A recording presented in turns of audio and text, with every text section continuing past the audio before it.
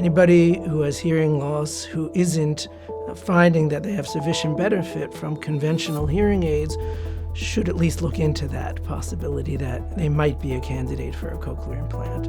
For adults, there should be a hearing aid, a period of a trial of hearing aids to make sure that that's not the right thing, because if hearing aids are good for you, you should probably stick with those.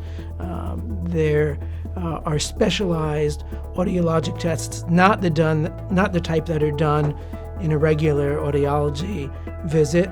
They're a little more detailed. They involve using sentences rather than just words.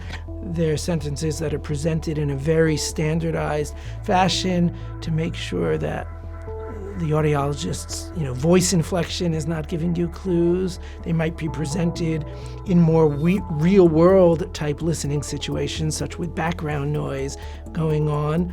And so we try to reproduce a situation that might be a little more like real life to see whether someone is a candidate and how they perform in those settings.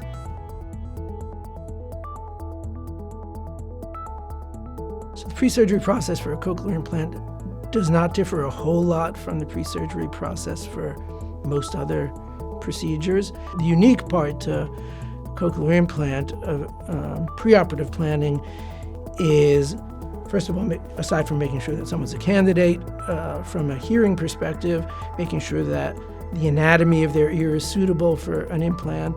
The one other unique part is in preoperative vaccination. So the recommendations are that anybody who gets a cochlear implant have certain vaccinations to minimize the risk of infection.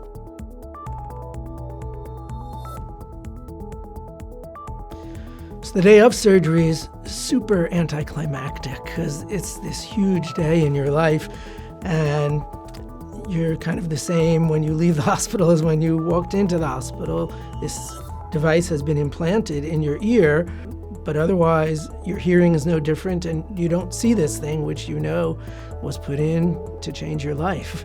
And you'll be feeling pretty good and very impatient already by a week after surgery to get this thing working, because it's usually not till about 3 weeks or so after surgery that you go back to the audiologist and have the device activated and learn how to use it.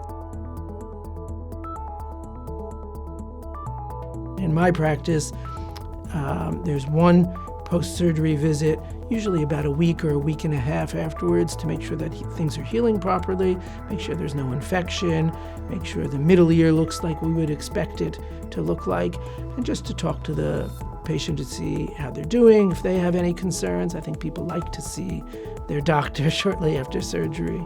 They always have questions.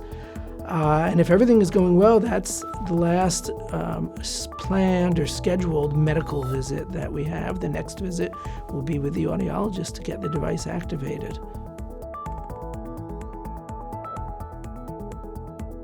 So that also differs a bit between children and adults, but for the most part, they need to use their implant as much as possible.